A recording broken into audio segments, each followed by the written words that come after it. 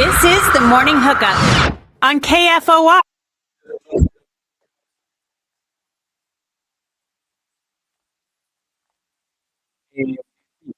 Good morning, Lincoln, Nebraska. Happy hump day. Welcome to the Morning Hookup. Look, Roger Herbal. Wisey on the way. You won't get out of the way. There's a train in the way. Add the train, the timing, the great construction, beautiful orange barrels we got out front. Hell of a Wednesday ahead of us, folks. Welcome to the Morning Hookup. Lot to get to this morning. Husker baseball. Dodge disaster last night. Henry T. Buchanan coming up. Hour number 2. Active legend. We're going to talk college basketball. Word coming down that there's an expansion on the horizon. We'll talk about that. Get your takes, get our takes, how I hate it, don't like it. We'll get into that. Also, just a reminder as well, tomorrow you don't want to miss. I'm sure YZ doesn't know yet, but when YZ walks in, we'll say it again. He'll try to get off work somehow at his other job. 10:15 tomorrow. National Coach of the Year, Coach Fred Hoiberg, will join the show. Don't want to miss that. So we will have your coach, our coach of the Nebraska Cornhuskers tomorrow at 10:15, Coach Fred Hoiberg. Also right now, the 9 o'clock keyword is real, R-E-A-L, real. Text that word for a chance to win $1,000 to 402-258-2800. Real. Like real talk. Like the train was real. You know what this guy is? I don't know what he's trying to do this morning, but the hat he's wearing got me fired up. It's Braves hat. Yeah, he knows. You know what he is? He's switching teams. He's also real late. He's real late. I can't be the one talking. He's real late. This is not like fishing. It's not R-E-E-L, because it's two types of reels. Yeah. It's one of the first confusing ones where you got multiple types of this word. Well, a lot of you guys, a lot of my kids are like, they if you said real to my kids, they go R-E-E-L. I watch them all day long. Yeah, exactly. On Instagram. Exactly. No, it's not that one. It ain't that one. This is genuine. Real. Can you play Genuine today sometime, like Pony? Can we do it? Sure. Let's go. Good morning, YZ. Oh, now my mic's on. Okay, good. Woo, what a morning. Guess what we get to do tomorrow? It is not a good morning. It is a good morning. You're here. You're here. You're here. What did you do to you? Yeah, what did you do to you? Yeah, somehow this is Theme Malone. I don't care what train you see. Anytime everybody that hangs out with us and listens, just go, dang it, Few. That's all you need to say. It's always his fault. But we love Few Malone. But it's like the world today. You got to find somebody to blame. This morning. YZ thought he saw the light at the end of the tunnel. That light was just another oncoming train. Oh, but welcome in. We just said it's on the sticky note, yeah. Yeah, we haven't told you that this YZ, but tomorrow at 10:15, we've told the listeners 10:15 tomorrow. We'll have Henry T. Buchanan 2 days in a row. Oh boy. But tomorrow at 10:15, National Coach of the Year Fred Hoiberg will be on the show. Wow. I'm gonna have to call it a work. What did I say? He said that yesterday. National Coach of the Year, Coach Fred Hoiberg, 10:15 tomorrow on the Morning Hookup. I'm gonna have to somehow be here for that. We got questions. We're gonna have a lot of fun with Coach tomorrow. What are the most creative ways you can call into work? Yeah. Because I will say, that's a great question for everybody. What is the most creative way you could or have called into work? Have called into work. Because as somebody who works in radio, obviously, we're not as able to call into work as the average people that just, Yeah, well, the show must go on. Exactly. And by the way, there's ways nowadays with the radio, like I can't be there. Sure. Okay, you can't be there. You got a laptop? Yeah. Stream in, bro. There's so many different ways that we can do it. Mm-hmm. So, but most creative way, feel free to drop us in our YouTube chat here, the Morning Hookup on YouTube. Most creative way you've called into work, you want to call into work, the most creative idea you've had to call into work. Let us know. Have you seen, there's been a wave of people that are like using AI to make up stories about why they can't make it into work on certain days. Really? Yeah. Man, come on. Like, See, oh, AI look, I got in a car crash here. Look at this. all It's the creative clearly things AI. have gone away. I can tell you a story real quick. It's not about work, but I was with a buddy of mine. This is high school. So we're driving. We're heading home, right? You know why? I think he's driving for sure. We're driving. Woo! Lights come on. Definitely speed. I'm like, bro, why are you going so fast? I'm trying to figure out what's going on. Cop gets up there, sir, blah, blah, blah. Goes, Mr. Officer, I ain't gonna lie to you. If I don't get to the bathroom in about 2 minutes, I'm gonna do my pants. That dude let him go. Mm-hmm. Let him go. Like, you slow it down. Get there safe. There have been some moments where it's like, on a real note, where it's like that you got a turtle in a headlock, you know? Oh yeah. And you're like, if I get pulled over, it's gonna be bad. Like I know I'm not following the speed limit here, but if I get pulled over, Yeah. Beep beep. That's the sound of the police. that cops could do some cleaning in the back of that cop Yeah. car. Boy, Wow. here we are. Welcome to the morning Turtle hookup in on a a headlock. Wednesday. Okay, Well, you last get that night- laptop figured out. No, not at all. He's Uh, having troubles. We'll if get you- him. if Then you we'll go get to- you there. It's okay. I'm just completely frozen on one page right now. Oh, okay. So you're in. Yeah. Speaking of that, as we get It's there, in your boy, email. I love this phrase. By the way, I know it's the we're going to talk Husker baseball right now. 7-6 win last night, but you talking about like the phrases we're saying, nuts and guts, guts and nuts, whatever we're calling it these days on Nebraska baseball. I love every bit of it. This team last night fought to a 7-6 victory, a walk-off by Stokes last night.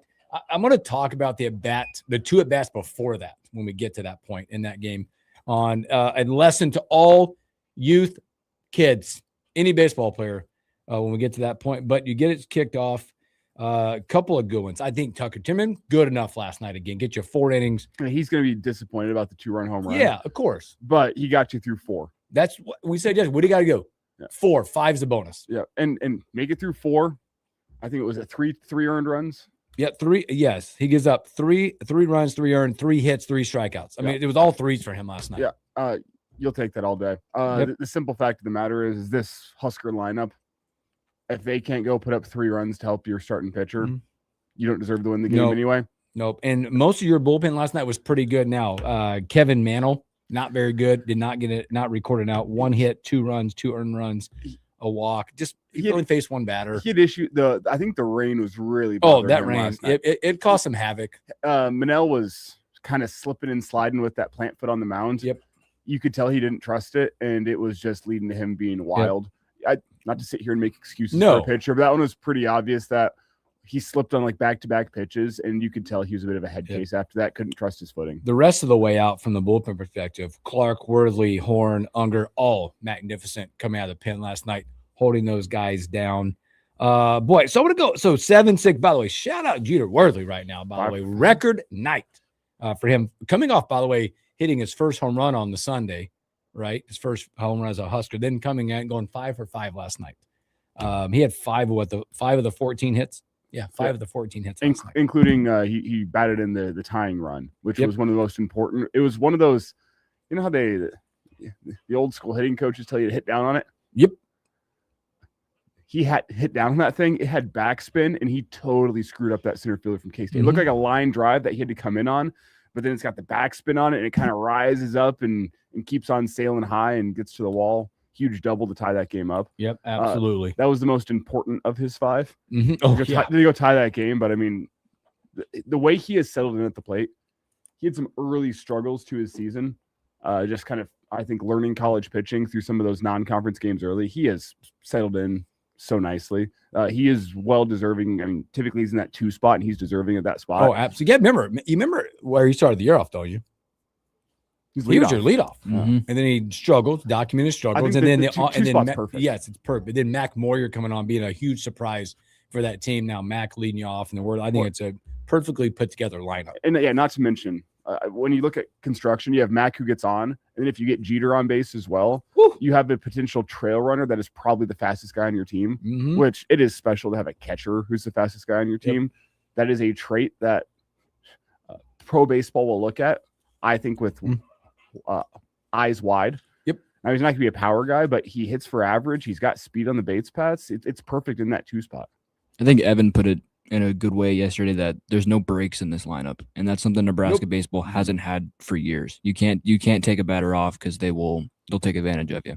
So I want to go back to the bottom of 9. Did you guys watch the Overbeek at bat? Anybody catch that at bat? I'm watching it last night. I was listening. And I don't know if the radio gave it what I saw. So Overbeek hits an absolute missile out to left, like kind of left center, one hopper. But if you watch him leave the box, he was thinking double no matter what. Young kids, that is a lesson to you. Hit a ball hard, always think double. Because him getting out of the box so fast, hitting first base and not stopping, that set the tone, and that ultimately, I think, won the game for them.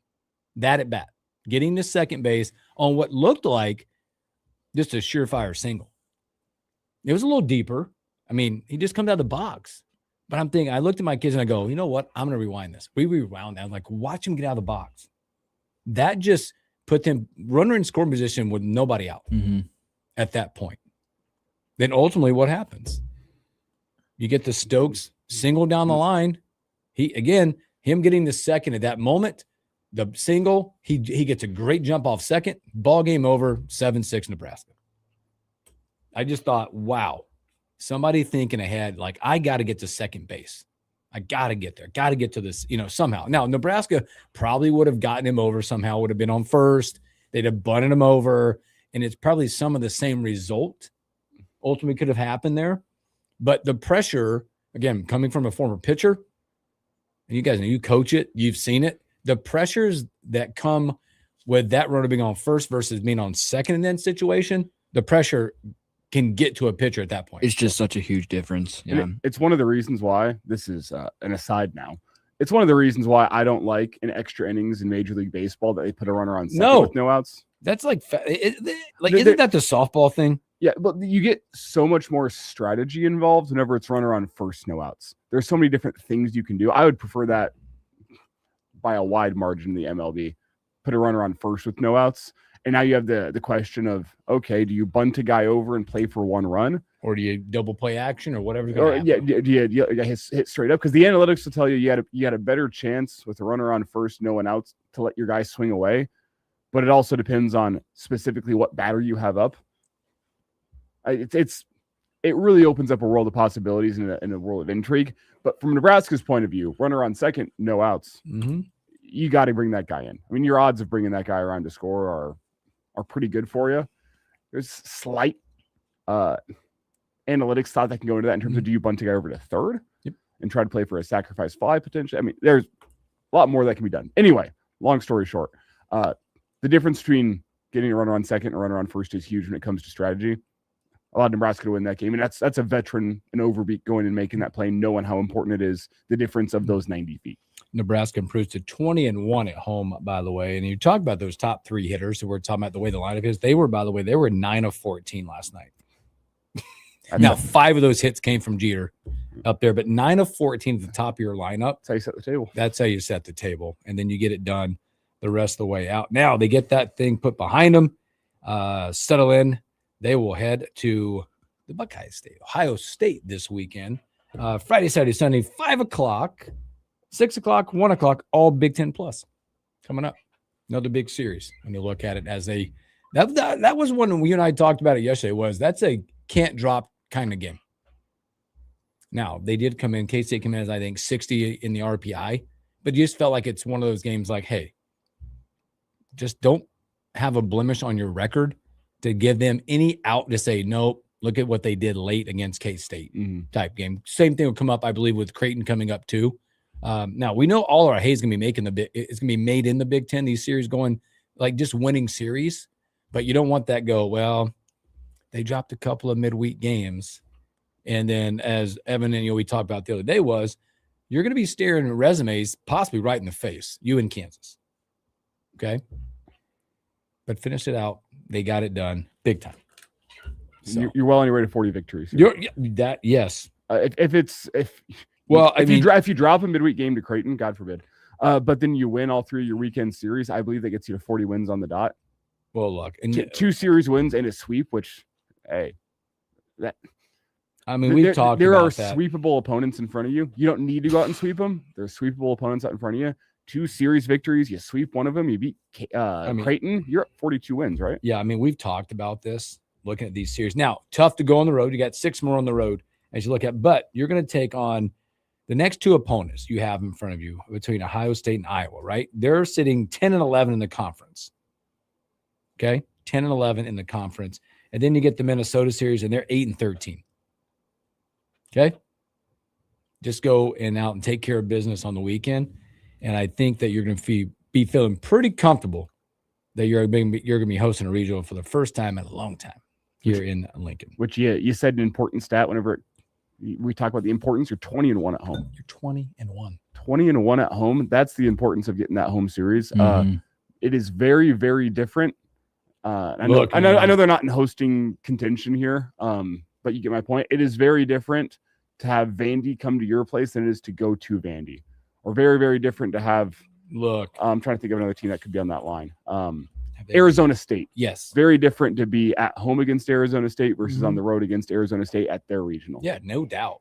I'm telling you, if you've never been to a regional postseason game at Haymarket Park, it will be packed. It'll be so much pro red, not only just based on they've missed it being there. It's just what we do.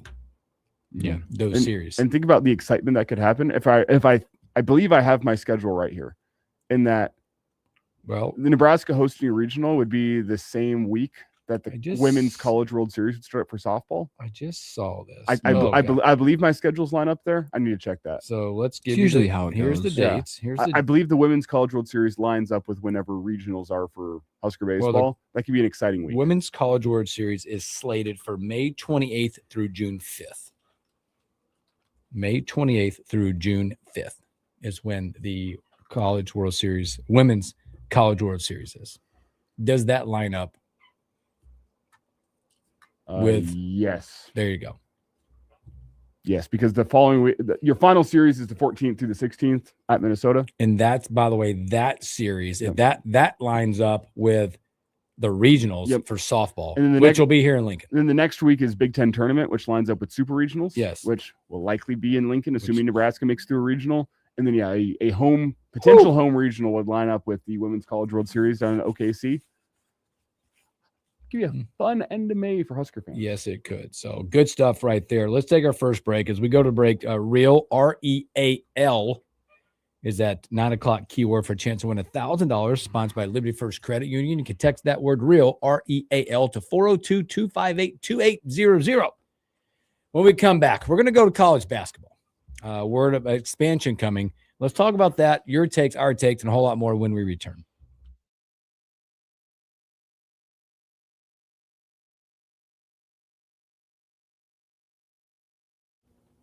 I don't like it.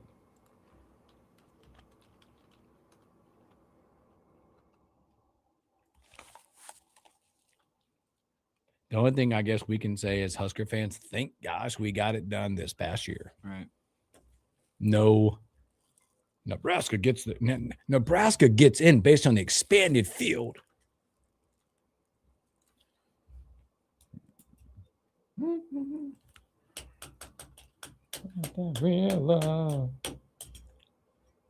We'll do that, and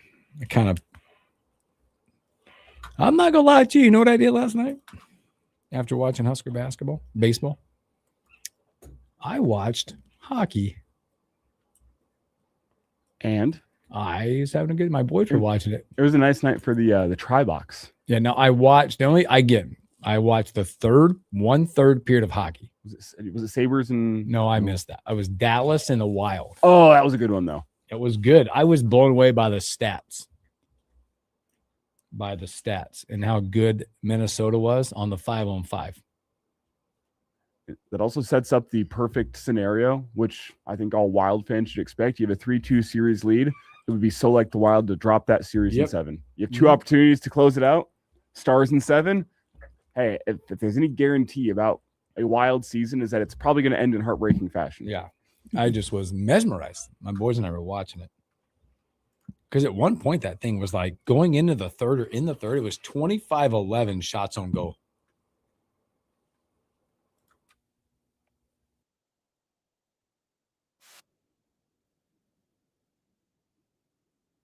last night. Nope, everything. But we were supposed to have practice, and they got called because we were at Union College. Makes sense. They banged that. Really. You guys didn't have to play? Yeah, Here's San Jose, though, right? yeah. It wasn't bad. It was just rainy. Annoying. Yeah, we really defensive game. Nobody could really hit the ball. 3-1. Winner? Yeah. All right. That's what counts. Got scary at the end there, bottom of the sixth, and they got bases loaded, no outs, and Whoa, got out of it? somehow got out of it. I don't know. You're still going back and trying to replay it in your head? Yeah. How'd that happen? I have so many thoughts. I can't even bring up what I want to relate the word real to, but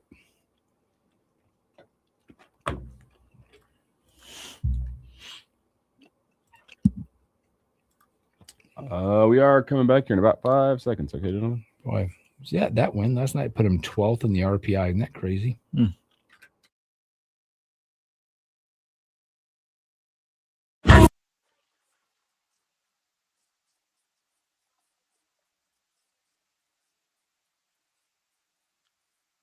Welcome back to the morning hookup. Happy hump day. Boy, you just nailed it. Oh, you pretenders out there. Talk a little college hoops as word started circulating yesterday that sometime in May it'll be official that the NCAA tournament's going to move from 68 teams, which I even hate saying 68 teams, to 76. Expansion upon us. I don't like it. It feels like the giveaway stuff. You get a car. You get a car. You get a car. Participation trophies. Yeah, it's like I'm a traditionalist. I'm the pageantry of the exclusivity of being in the NCAA tournament, right? I'm reading about how they're trying to get it done. Well, I'd assume based on numbers, because in order to have the tournament, 76 does not make sense for a single elimination tournament as it is. It's got to be you're going from 4 playing games to 12 playing games. So that's what it is. So it creates additional 8 at-large bids in there. The move 76 will mean 52 team auto slot into the main bracket. First round starting on Thursday, Friday, with the 24 leftover teams filling up 12 game slots for the Tuesday, Wednesday. So it's 12. The term first 4 are gone because now they're going to have 12 games with the 24 teams, which sounds like, by the way, they'll be on 2 sites. Dayton will stay. That's what they've announced. Dayton will stay. They got to figure out the second one. But this will come with all number 16 seeds, and half the 15s will slot into those playing games on Tuesday and Wednesday. The other half of the games will be a mix depending on team quality, comprised of 11s, all number 12s, and potentially a game will feed into the 13 line. Make sense? No. So all the 16s, all the 12s are going to be in it. Also, that makes sense. That's done. And the 12s. That makes sense. Half the 15s, maybe some 11s, and it could get into the 13s. It kind of throws like they're throwing poop at the wall and trying to make it stick. It's a good way to. It's just like it feels like they're saying, as opposed to how do we make this tournament better? It's how do we fit in 76 teams? Mm-hmm. Yeah, which is that's the issue in my eyes. I think you can have expansion and it'll be okay. Like, the fact of the matter is, they're gonna make a point. Guarantee you this, to not call them the play-in games. They're going to find some other creative name to make sure people know this is a part of the tournament. We all know it's not a part of the tournament. It's a way for you to get some extra TV dollars. I get it. Hey, once Thursday and Friday roll around, nothing's really going to change aside from the fact that there's going to be, do some quick math here, carry the 12 more teams that have another game on their legs that week once you get to Thursday and Friday. But and they're trying to expand the tournament out by essentially 2 days and give you something to watch on that Tuesday and Wednesday, give you extra games to watch, give you extra intrigue. I'm telling you right now, it's not a real part of the tournament. That is, especially now, I think we can say those play-in games should not count as a part of, you won a game there. You won a game in the NCAA tournament. No, You want a game that plays into the NCAA tournament, but the NCAA is not going to want to say that because they want people to tune in. And this is a real part of the tournament. It's not.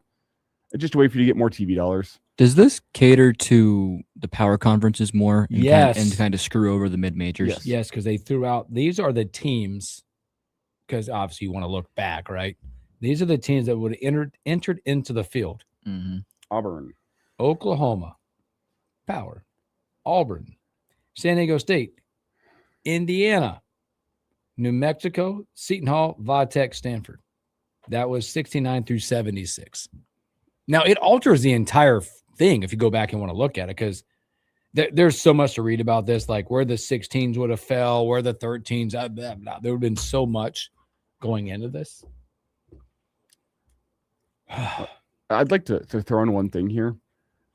With the exception, the 16 seeds, I guess I get it a little bit more because usually they're lambs to the slaughter against a 1 seed. Mm-hmm. So you're giving them the chance to go out and potentially win a game and have some good memories from the NCAA tournament. But I don't like the fact that we're putting automatic qualifiers, teams that have won their conference, into play-in spots. Because again, as I've said, the NCAA is going to try to sell the fact that these play-in games are real NCAA tournament games. They're not, though. They're not. Simple fact of the matter. When a 16 seed plays a 16 seed, that's not an NCAA tournament game. 16s play ones. That's when the NCAA tournament starts.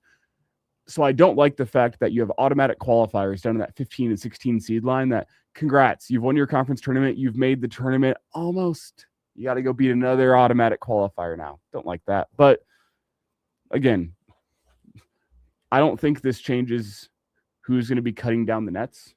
No. This is just a way for the NCAA to make more money off of the ads that they're going to be And selling that's what on sucks TV. about it. That's what sucks about it. It's the way the world's moving. It's why they're pushing for 24 teams in the college football playoff, because the NCAA wants more money off of this. The TV partners want more money off of this. And all the athletic directors that are giving their thoughts are looking out for the big number one, which is yourself. And you're saying, man, if there's 24 teams, it gives us a better chance of making the college football playoff. It's not about the fans anymore. It's not about what the fans want. No. Mm-hmm. I want to know If you have a small subset of fans that will tune in and you can make money off the ads, the NCAA is going to do it. I want to know also with this, the expanded field, the expenses for teams, how that gets done. For instance, if you play and get into the tournament, multiple site. How does that play for some of these teams? There's dollars and cents. What does the TV lineup look like Tuesday, Wednesday on? There's a lot going on. Because I think a lot of people might just think, well, they're expanding the field. No, now you got this whole subset of 24 or 12. No, 24. 24. To get to this other main set, you want to call it?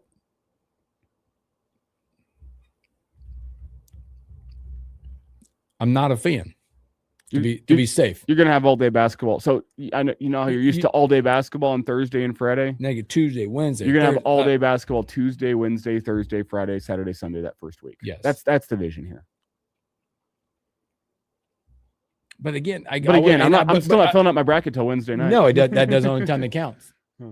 But I look back and also to me it's the exclusive club. You've done enough to get in, right? Are we going to get better matchups with some of these teams? Right? Are you going to get matchups that people are going to watch? Because typically you get what? Of the first 4, maybe one good matchup out of the 4, out of those 8.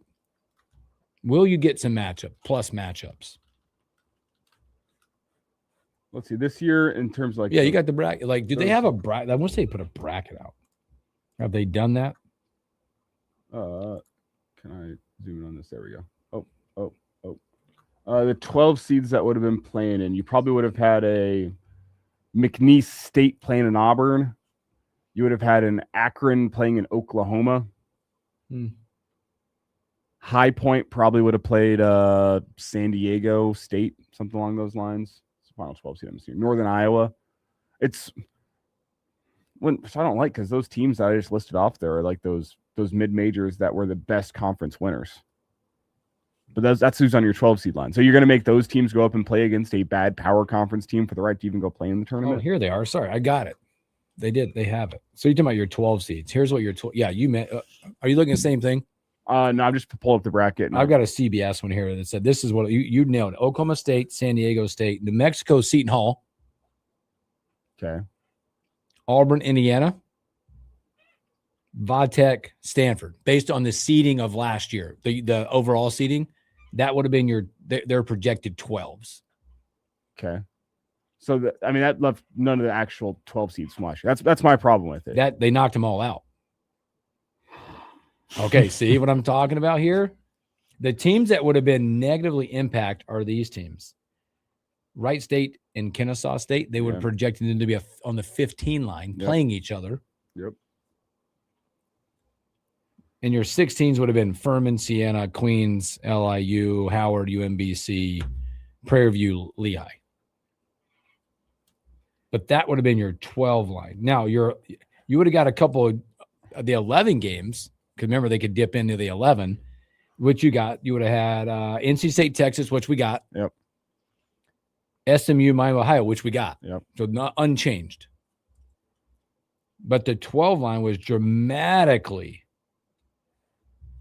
changed. So last year's 12 seeds would be moved back to 13s, or they're getting knocked out completely. Well, who were the 12s last year? It was High Point, Northern Iowa, McNeese State, and Akron. Yes, 13s. They would have knocked to the 13 line. Okay. But that's what it would have looked like. Those 13s would be in.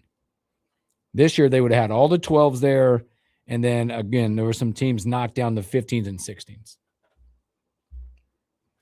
Riding teams that are going sub 500 in conference play to the NCAA tournament.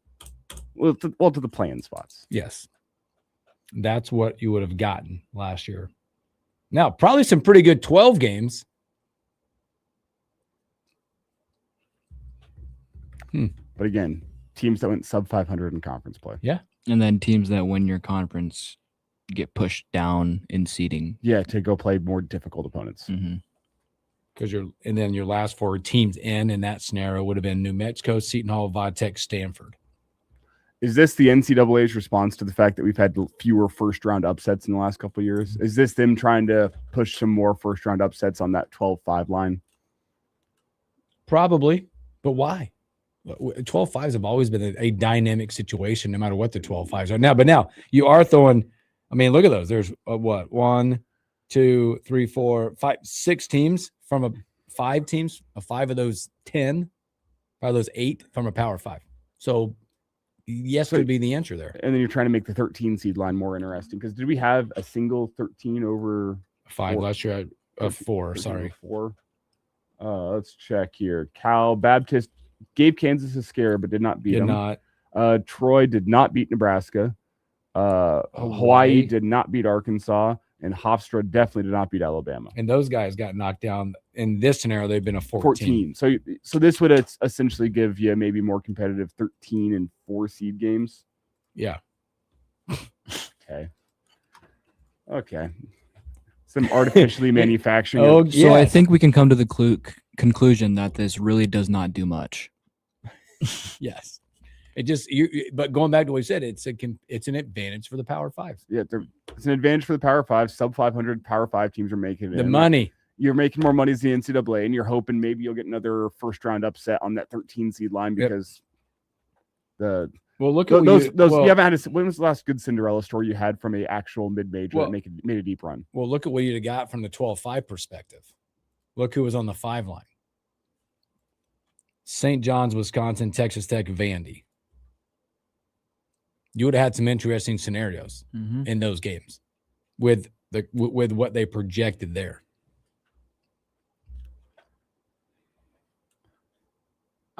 Carolina probably doesn't get beat, but I'll say I don't like it.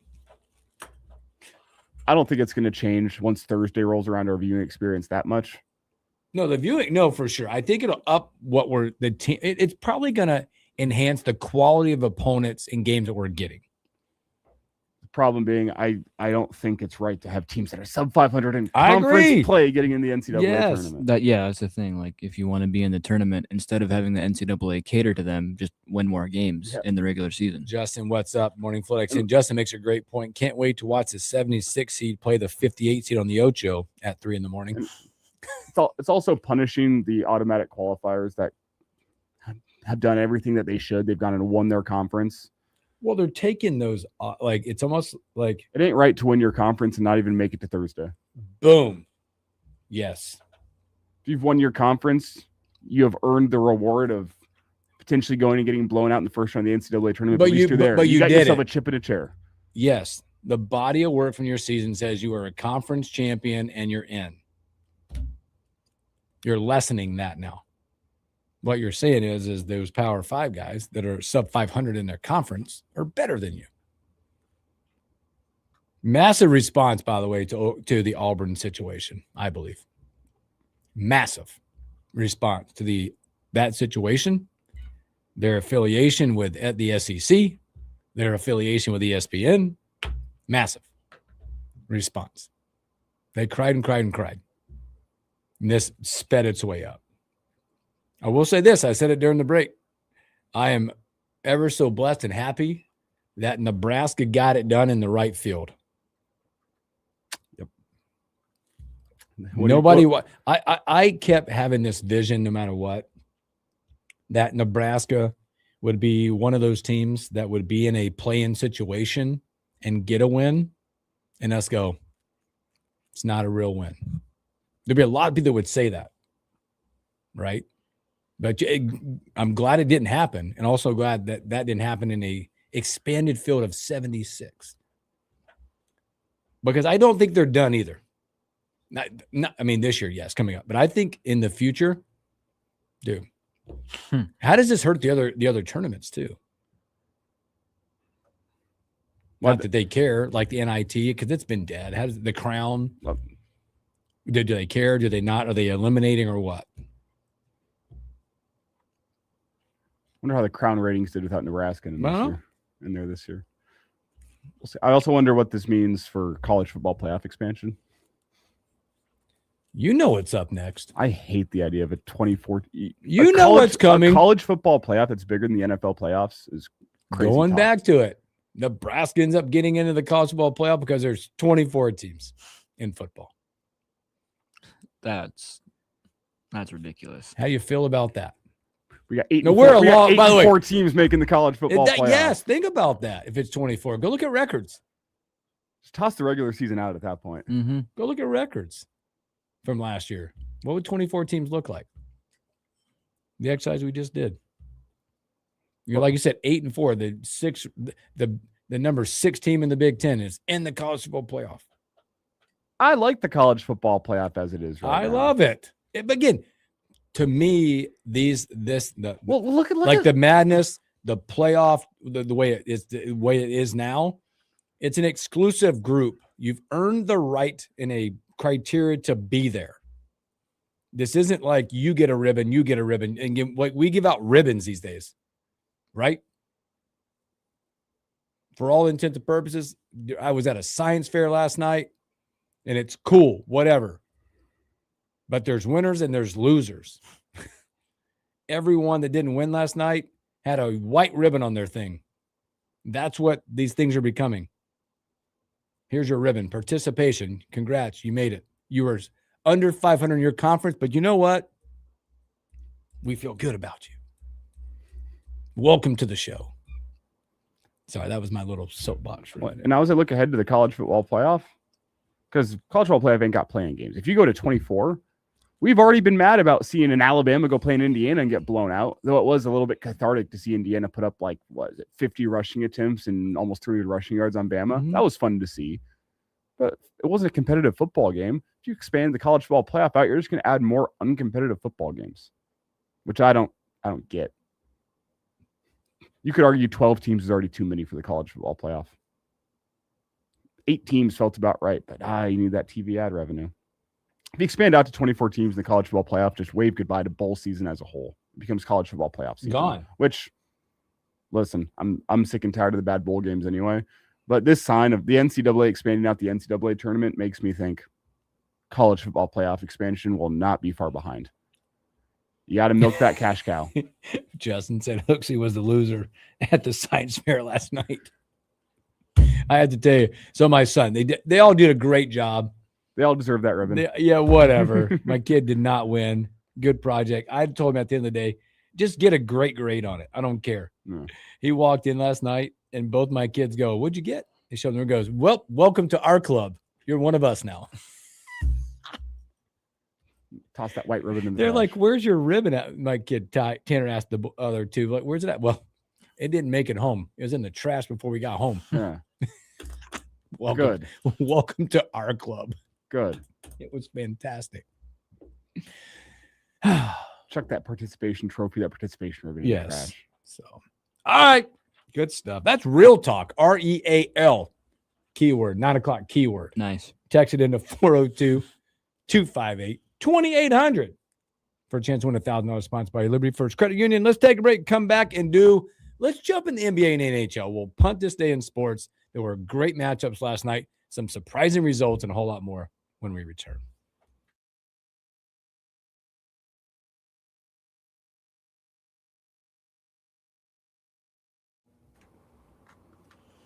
Do we have to talk about the Celtics' fourth quarter performance? Woo! 14 straight. Good God. I did see that. They scored 11 points. 11. Hey, way to score some points.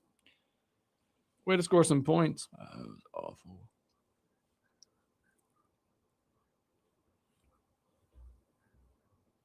Way to score some points. My goodness.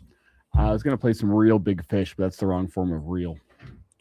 Can't do it. See if I can do what Elijah does. I We wanna- got about 5 minutes on the clock. 5:38. Let's go, boys. It's not as good as me, but it's a valiant effort. We don't want to have any real Nebraska basketball talk, do we? We'll save that for hour two. No. Not navigating that story.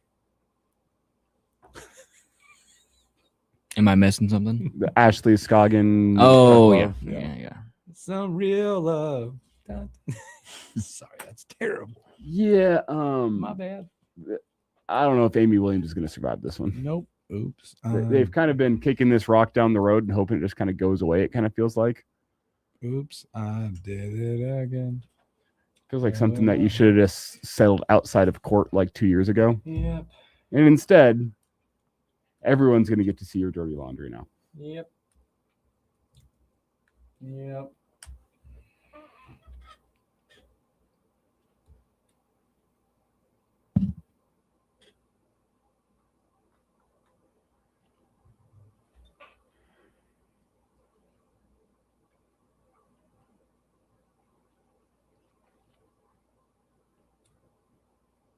Motion.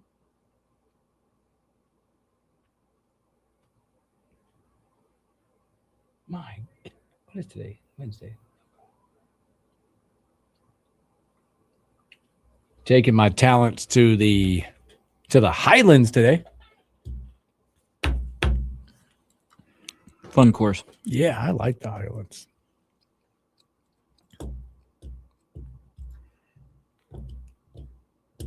What's your tea time? 12:40 today at the Highlands.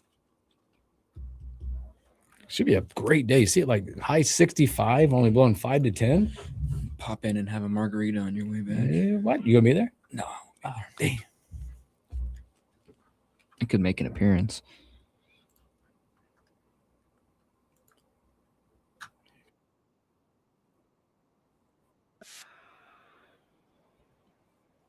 Coming back here.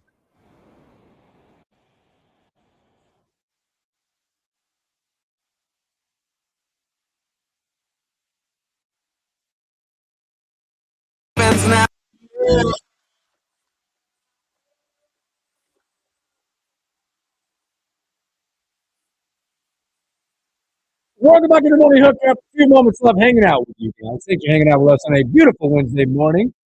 NBA kept moving and shaking last night. One series over. Spurs over 114.95. Yeah, Trailblazers. Hawks last night, really good for them. 21, 3, and 9 assists on a closeout night for them. The Knicks go get it done. After a big time performance from Brunson, 39, 3, and 8. They go 126.97. They'll head back to Atlanta to try to close that one out. Coming up, maybe in a surprising, clear. Last night, the 76ers go out to Boston, get it done. 113.97. Joel Embiid, a nice night. 33, 4 rebounds, 8 assists. The tell of this one was the fourth quarter. The lack of it. 20. The Celtics scored 11 points. I think they missed 14 straight shots. And by the way, they weren't like defended. They were open looks in that one. 14 straight missed shots. Yeah, it was not fun to watch in the fourth quarter. Like you said, it was wide open, and I'm sitting there thinking, like, this is what this team does is shoot threes. And I'm like, okay, this one's going to fall. Well, no. Well, this one's going to fall. Down again. They are a good three-point shooting team. Last night, not as much. 11 of 39 for Boston last night, shooting the three. That did them in. Big-time performance from those guys. Again, they'll go. They still got I think they're the better team still in that series. Tonight's games, by the way, will be interesting. Boy, how about Magic Pistons? Magic with a big 3-1 lead in Detroit tonight. You've also got a really good series brewing out east. The Raptors headed back to Cleveland. That's a 2-2 game. And the nightcap, Rockets, Lakers. Looks like Reeves will be playing. Do they rebound? Do the Lakers rebound of a very lackluster performance in that one? Lakers are 4.5-point favorites. ESPN tonight, 9 o'clock. Got Dave on the line here. Dave, my man, what's up, Dave? Hey, is it too late to add something about the participation trophy? No, it's never too late, my friend. Oh my gosh, it infuriates me. You know, when I was a sophomore in high school, our coach used to say, "Okay, top 10 get medals." So you try real hard to get top 10. You know, which I luckily did a lot. But then state meet used to be top 15, which it was, you know, in the league group. Then they started adding, you know, top 35 in cross country get a medal. It's like, are you serious? It's just ridiculous. Here's something else that infuriates me. The NCAA, they take the top 16 times in track, you know, that qualify. Well, congratulations. You don't have to do anything, even if you don't make the final 8. You make second team All-American. You didn't even have to do anything. Oh, it just hit something. This infuriates me of these participations. Like, what's the incentive? Okay, top 50 get medals. You know, it's like, congratulations, you ran an 8-minute mile, you know, for 3 miles, and you get a participation trophy. But anyway, I just wanted to add that. It's just, it just infuriates me, Bill and Elijah. Well, but yeah. You're going to see 120 NCAA teams make the tournament someday. Oh, yeah. It's crazy. But, yeah, you guys have a good day. It's nice weather today. It is beautiful. Well, Dave, thanks, brother, man. Appreciate you taking the time to hang out and chime in with us. I'll say participation trophies are disrespectful to real competitors. Some people out there, but it's disrespectful to real competitors. Yeah. People that want to go out and win. Hey, you didn't win, but here's this. Like, that would infuriate me more than not getting a medal, not getting a trophy, whatever it meant. You know, a sport they wouldn't tolerate that in, that's hockey.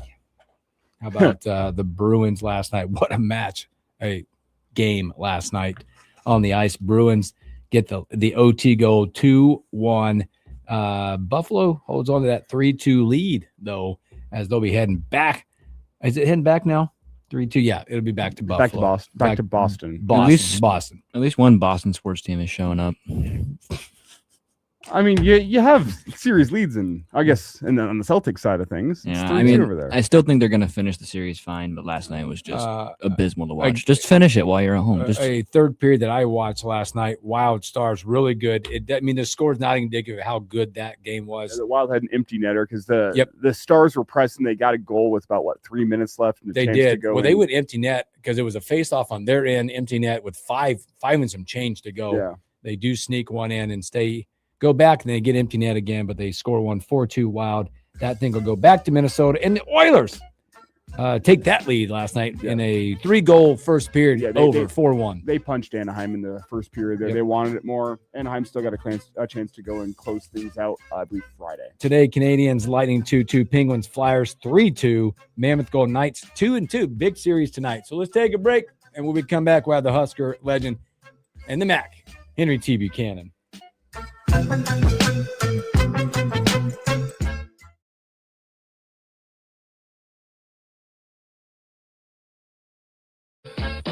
Confidence is knowing you're ready to handle whatever comes your way.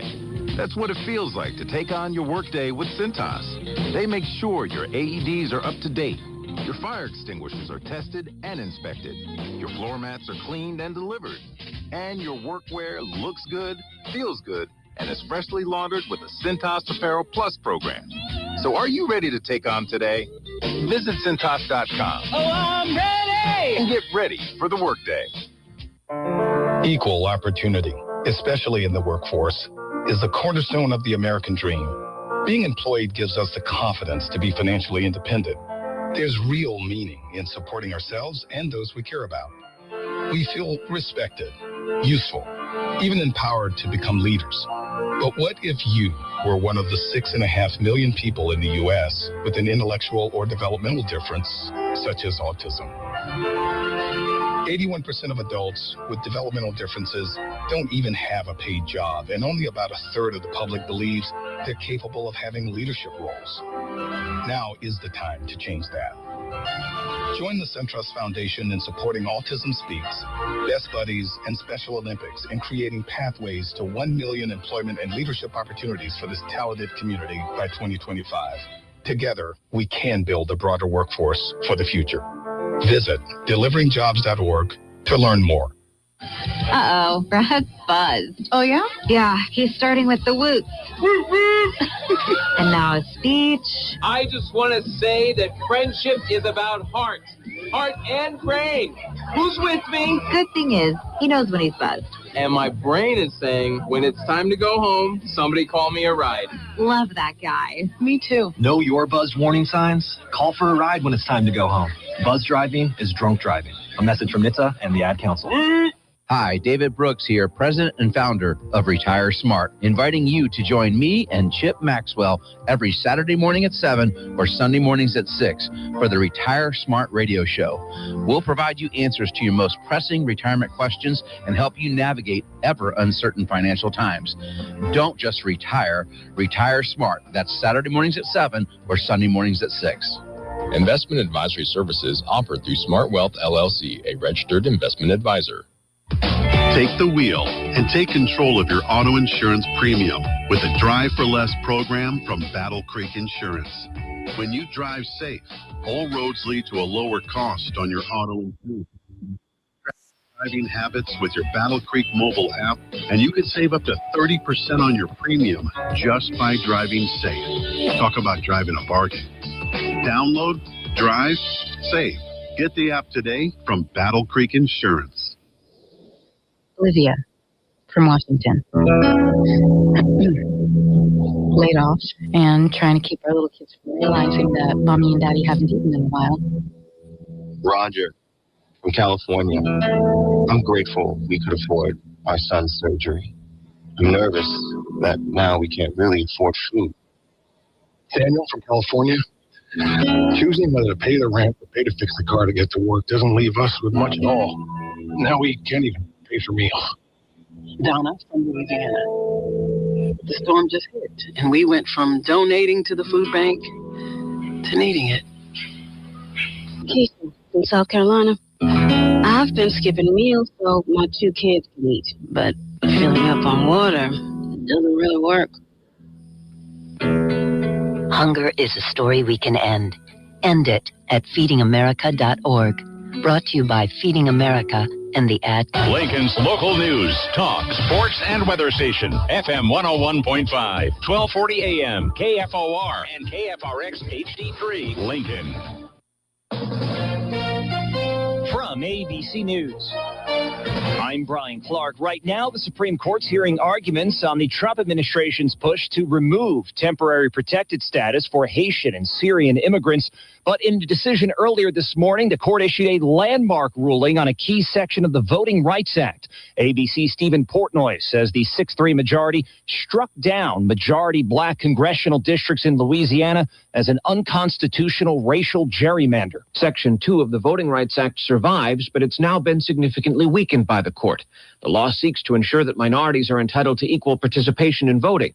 But Justice Samuel Alito's opinion, co-signed by his 5 conservative colleagues, is likely to limit enforcement of Section 2 and help Republicans in their efforts to redraw districts that now include large minority populations. It's not clear if there's enough time before the midterm elections to take up redistricting. ABC's Mary Bruce at the White House says President Trump certainly has backed this nationwide effort to try and redraw districts ahead of the midterms to try and boost Republicans' chances. We haven't heard from the president yet about this ruling, but I suspect he certainly will have some positive comments to say about it.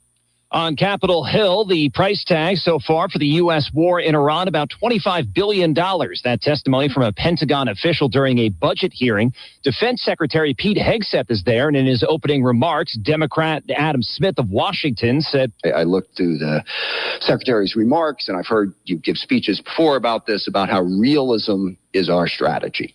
And I find that absurd. He wants more answers about what the U.S. strategy would be. The Senate Banking Committee voted to advance the nomination of Kevin Warsh to serve as the next chair of the Federal Reserve.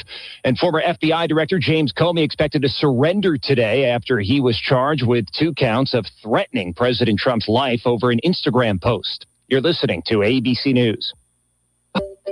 Finding great candidates to hire can be like, well, trying to find a needle in a haystack. Sure, you can post your job to some job board, but then all you can do is hope the right person comes along.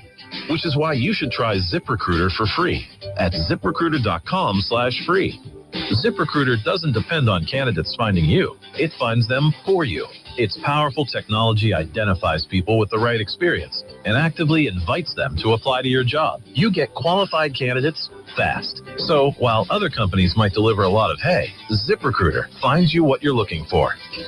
The needle in the haystack. See why 4 out of 5 employers who post a job in ZipRecruiter get a quality candidate within the first day. ZipRecruiter, the smartest way to hire. And right now, you can try ZipRecruiter for free. That's right, free at ZipRecruiter.com/free. That's ZipRecruiter.com/free. ZipRecruiter.com/free. ZipRecruiter. An in-custody death involving a Texas murder suspect. Good morning, I'm Jeff Modes. We're up to 51 degrees at KFOR. An inmate connected to a double murder in Houston that happened in 1990 died Tuesday morning inside his jail cell here in Lincoln. This is a grand jury case, so we will not be able to give out a whole ton of information on the case. Lancaster County Sheriff's Office Chief Deputy Ben Houchin says 64-year-old Floyd Parrott was found unconscious inside his jail cell shortly before 7:30 Tuesday morning. Parrott was being held after not voluntarily returning to Texas to face murder charges. Lancaster County Attorney Pat Condon says an autopsy is underway this morning. Once that occurs, Mr. Parrott's death is certified. A grand jury will be impaneled within 30 days to review the matter. Condon said that they expected to serve a governor's warrant on Parrott within the next couple of days that would have initiated proceedings for him to return to Texas. Parrott was arrested in late March at his North Lincoln apartment. Now to new information in the allegations of a sexual relationship between former Nebraska women's basketball assistant coach Chuck Love and former Husker guard Ashley Scoggin.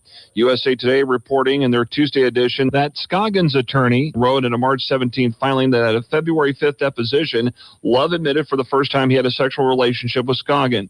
She was dismissed from the team in 2022, and in 2024, Scoggin filed a civil lawsuit against Love and the University of Nebraska officials. The attorney also wrote that the NU Board of Regents head coach Amy Williams and former Husker athletic director Trev Alberts, all named as co-defendants, endorsed Love's denial of the relationship. More about this is up at KFORnow.com. And we're finding out more details at this time about a police incident that happened late Tuesday night outside of an Arby's restaurant near 27th and Nebraska Parkway, which is still under investigation. No indication yet of what happened, but again, LPD confirming to KFOR News that they will have more, and we'll bring you those details as they become available. This afternoon, it will be sunny with a high of 64. It's 51 right now. I'm Jeff Modes, KFOR News. Your chance at winning $1,000 is happening right now at Lincoln's KFOR. Just enter this winning word by texting it to 402-258-2800, and you could be our next 1K a day winner. Here is this hour's winning word. Fair. F-A-I-R. Fair. Now text that word to 402-258-2800 for your chance at $1,000 from Lincoln's KFOR.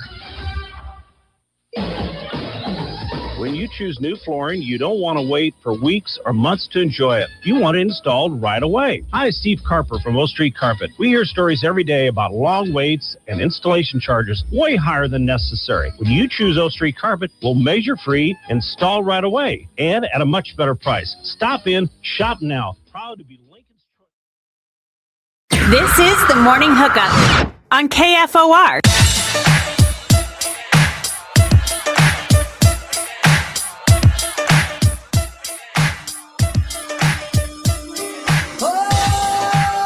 Welcome back in the Morning Hookup. Happy Hump Day. Thanks for hanging out with us. It's our guy, Husker legend Henry T. Buchanan. T, what's up? What's up, fellas? What's up, Bill, Elijah, and YZ? Hey, I didn't realize you got sponsored now. Huh? You got sponsored by Dasani? Oh, I see you playing the game on us. Look, man. Well, no, I didn't want to have that big old red jug sitting there. I still have it at my desk, around the corner. So I said, well, instead of trying to sip on that big old red jug, I just decided to give me a little bottle of water. So, in a no free shout outs kind of way, I'm kind of surprised. I am not a Dasani man. No, that's not my favorite bottled water. Very poor choice of water. Yeah. Wow. I like Ice Mountain. Honestly, the Casey's brand bottled water is pretty good. Dasani's, it's down there. Wow, T. Hey, water's water, isn't it? No. There's a lot of people that would that's a hot take. All right, Hooksy over here has the. I mean, if it wasn't the the fan says, I want to know what the fans say. Oh yeah, let's send this out for. Let's do a poll. Worst and best bottled water. Well, Dasani and Aquafina are down at the bottom. Well, I do. To your point, Elijah, I do have the Ice Mountain out in my garage. This is what I had in the house. Yeah, Ice Mountain's solid. I think it's called Ozark in some other places of the country. It's fine. It's good. It's good stuff. Aquafina, I think, is bottom. That's the bottom tier. With wow, Dasani. Wait a minute. I'm gonna show y'all the water that I really drink. Just a second. All right. Well, look at this. Where we've gone, man. We're rating water. You put Aquafina at the bottom, Dasani at the bottom. Do you have a least favorite water, Hooks? Or is it all water? I'm at Dasani. I do not like it. That's when I throw out. Something about it tastes like chemically. That's when I would throw out. Again, I'm not dog. Don't come at me. That's just one I would throw out. I am a and Aquafina just still kind of tastes like dirt a little bit. Look, I buy Kirkland water a lot because they come in the 40 pack for like $3. Okay, all right, fellas. Shout out. That stuff. Yeah, Pat, that's good stuff. That's how you know you're living.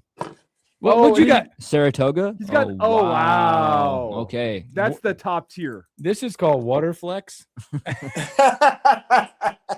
So just to let you know, I drink all types of water. And So we'll go back. What you're saying is that somebody was at your house and left that Dasani water at your house, and you had to get it out of there.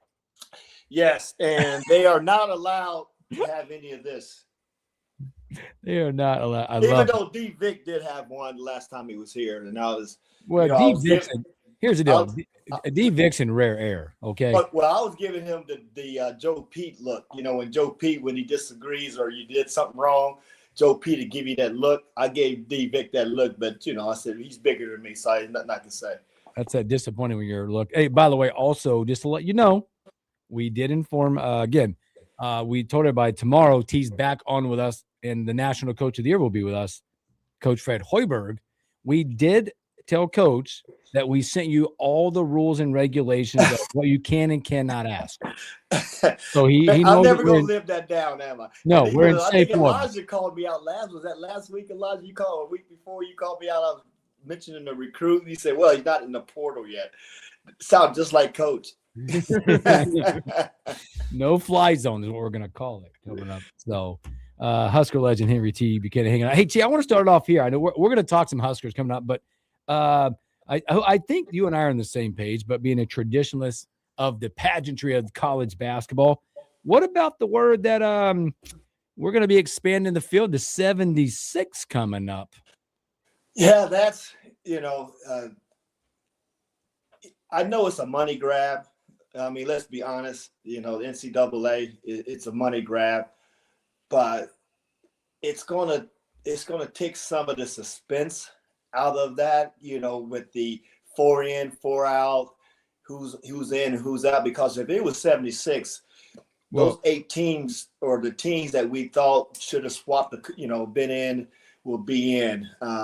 Well, here's what they're doing. They're going to it won't be the first 4 anymore. There'll be 12 teams. 24 teams in the first 12 games. There'll be 12 games, 24 teams. It'll be comprised of all the 12 seeds, right? Will play each other. All the 16s will play each other. And then a sprinkle of some 15s, maybe an 11, maybe a 13. So you got the 24 over here, and you got the 52 over here. It's funny to me. I think that reaction you had is it's also like these 24. It's a recruiting grab too. Think about that. Well, based on the info we know right now, it's the NCAA wanted expansion more than they actually thought about how it would affect the tournament. Yeah, like the way they've set this up just sounds it doesn't. Well, it's a money grab to me, and in addition to that, it's going to give some of those Power 5 schools the opportunity to see players from these mid-majors that potential recruiting, because let's be honest, now in today's recruiting, it's all about the transfer portal and not high school. And like I said, I saw where KU got the #1 player in the country, high school wise. But those are the guys that will continue to get recruited. The 5 stars, the McDonald All-Americans. I don't think they're going to have as much pressure on them as it will. 4s, I think, are in there too, but 3s on down. When you talk about the rating perspective, but good grief, man, when you're looking at additional 12 teams, and that's where the recruiting starts. I mean, look at Burke. His best game of the year was against Vandy. I mean, think about that. His best game was against Vandy, to me, and look who recruits him. I mean, so that's what it's going to be about, and the balance of power is still going to be in the Power 5 schools, but if you're one of those guys who got overlooked, who went to the mid-major and played well and get a NCAA bid where other teams across the country get opportunity to watch you perform, that's kind of where it's at. But I know it's a money grab for NCAA, but I think it's going to benefit the Power 5 schools from a recruiting standpoint, and we might as well prepare for that, just like the NBA play-in games. It's just different, and it's giving fans, if you're a fan of the NBA, it gives you more games to watch and more players to see, especially now with the league being so young, and you get an opportunity to see who these players are. And San Antonio, I'm just looking at their roster and how young they are, and these guys can flat out play. And a lot of those guys, I heard of Castle throughout the year, and of course, Harper, of course, watched him in the Big Ten, but you got these young players who's just, oh man, Wemby is surrounded by talent, and so it's be interesting to see how they do in the in the rest of the playoffs. But back to your question around the expansion, there's pros and cons to it. But if you're a purist and old school, you don't want it to be touched, the 64, and you have to earn your spot in the NCAA. If you don't, look what happened in Nebraska. We thought we were going to make it, we didn't end as well as we wanted to. So we get to the crown and we win the crown. And then, then we catapulted to #2 in the Big Ten and ended up in the Sweet 16. So, but Nebraska earned it. Coach Hoiberg and his staff earned it. Those players earned it. And just think about if they would have extended that the year before, we've been in the tournament, but would we have been as hungry as we were coming into the tournament this year, after not being selected the year before. So yeah, I have positive and of course negative feelings about it, but more the merrier, I guess, when you get an opportunity to see players that you probably ordinarily wouldn't get to see. Because if y'all like me, I'll try to watch every game that they have in March Madness, and I'm learning who's who. And then when I see these guys go to another team, I say, oh, yeah, I watched him play with Princeton last year. Yeah, he can go. It's going to help out that team. So it'll give us something to talk about. And but I love our recruiting class. So, let's talk about the Huskers. But anyway. Yeah, T, as you look at this recruiting class, it's about building momentum. And I think we talked about last hour.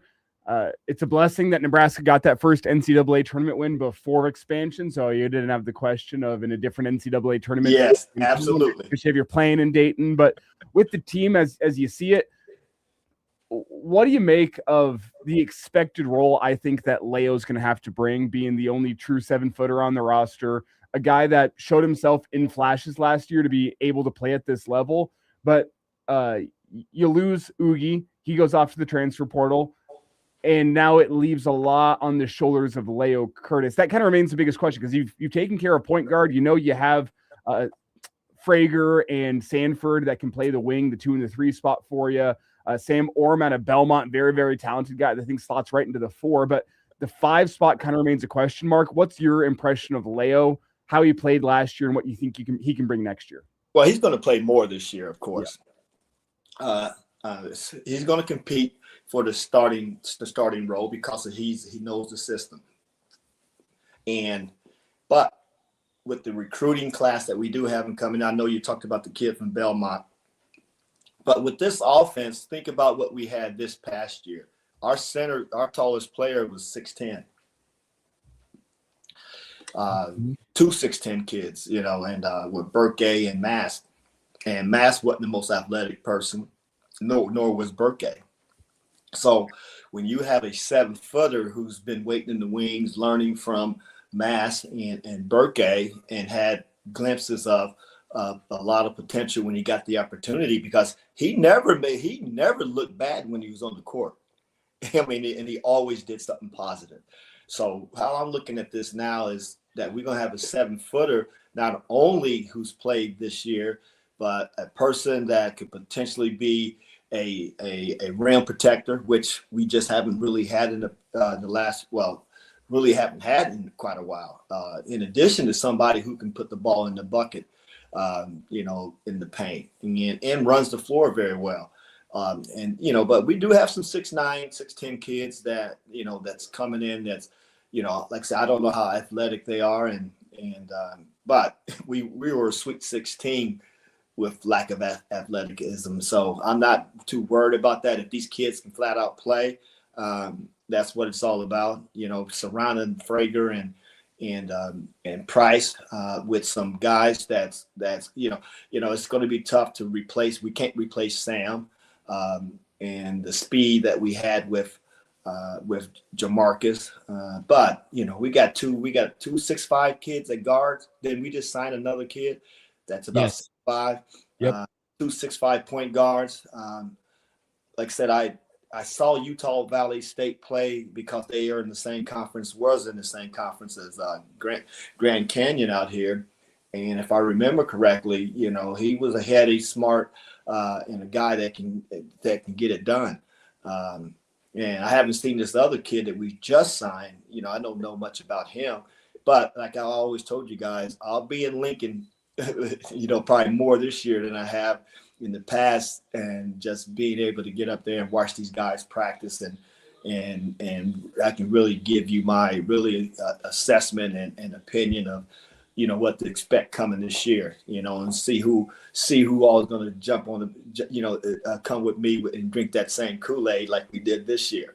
So I'm pretty excited about my next opportunity to see these guys play once we get the whole team here and watching them work out.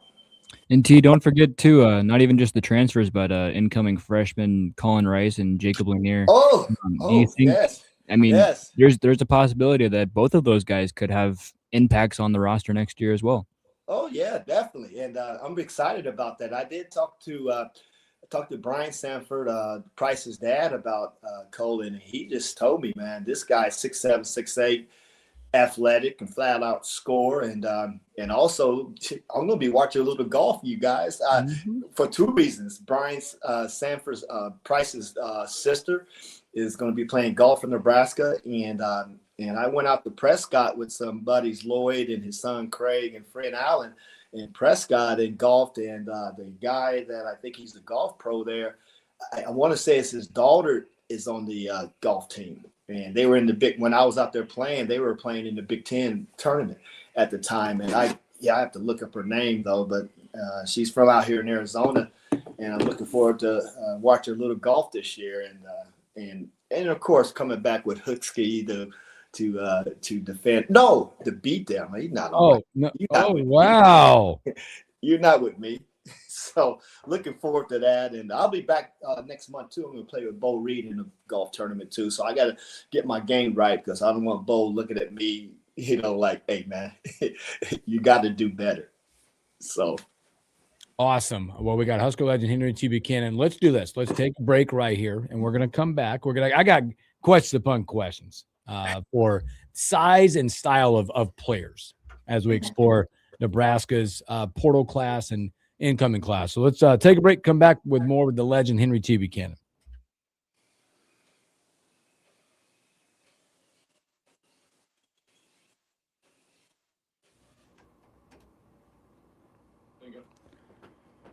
True story right there that came in. I forgot about that.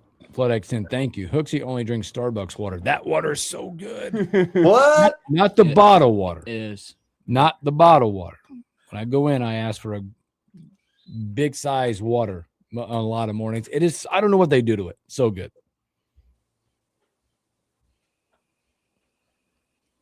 Okay, I think the young lady's name is Elise Tribolet, I think, because it was a funny name when he mentioned her name, but I'm looking at the roster from Chandler, Arizona, and I'm assuming that's who it is.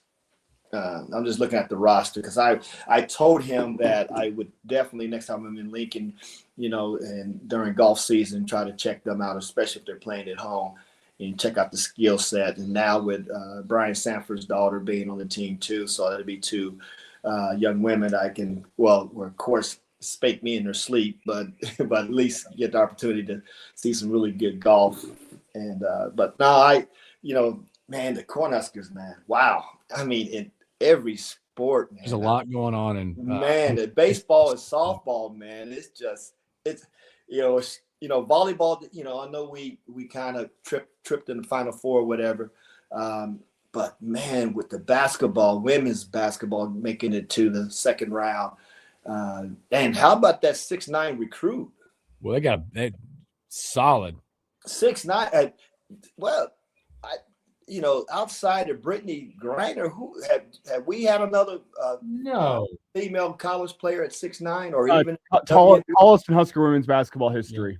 Well, I'm just talking about period. Have we had a female basketball player in the WNBA or college taller than 6'9"? Brittany Griner, I think, was 6'9", or 6'8", or 6'9". She was one of those two. Griner was 6'9". Yeah. So I thought so. Was Candace Parker that big? No, she's like 6'5".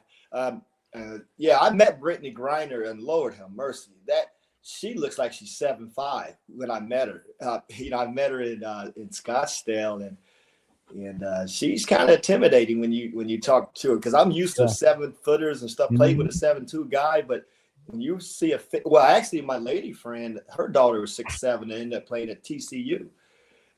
So I've seen some hype, man, but yeah, I'm looking forward to see the 6'9". I know she only played sparingly last year, but looking forward to seeing how she's going to help the Huskers, which I know she will.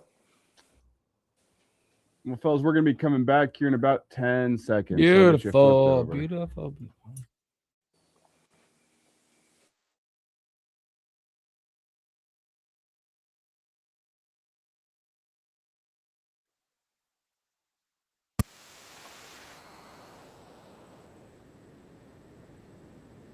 Welcome back in the morning hookup. Happy hump day. More time. with the legend, the Mac Henry T. Buchanan. I want to go back and talk about. You mentioned the sizes of the guys we're getting. Talk to me through, because we all know now, as we watch the evolution of Fred and the staff and how they recruit and get guards in play. Why the bigger guards? Why have bigger guards? Because you see the typical point guards back in our day, right? What? Yes. 6 foot, 6'1", 6'2". Now you see Fred. Obviously, there's a lot of guys that do it, a lot of teams that do it, but you notice it a lot here with the Sam Griesel's, the Lawrences, like the bigger guards at 6'5". What's the difference and what's the rhyme or reason having a big guard like that? Because that's what the NBA is looking for. and you know, I heard Rick Pitino saying the distinction of point guards is leaving the game. And now they're just looking for guys who can shoot it. and so you're not looking for that traditional point guard who's just going to run the team and, you know, set up people and be the leader that you know, your traditional point guard was. So now that, you know, when you look at the NBA rosters, because most kids in the AAU coming from Europe, you know, their skill set at all sides are just, you know, everybody's doing what point guards did at this point in the day's game. And then when you look at the size, you know, and you look at most rosters across the country, you rarely ever see a 6 foot or shorter point guard that's playing at the Division I level. And and then the NBA is looking for big guards, and you got to be able to shoot it, you know. So they're looking for shooters, and they're looking for folks who can handle the ball and play defense. And that's the era that we're in. So I'm not surprised. You know, of course, I was a traditional 6 foot point guard, but I can shoot it. So I might have been able to play in this era just because I had the ability to shoot. But that's more important than ever, is being able to shoot the perimeter ball, especially from the 3-point line. And because you remember back in the day, you know, you might have one or two shooters. You had big men, all they did was post up and couldn't shoot past 5 feet. You had point guards who basically penetrated and put pressure on the defense and found the open man.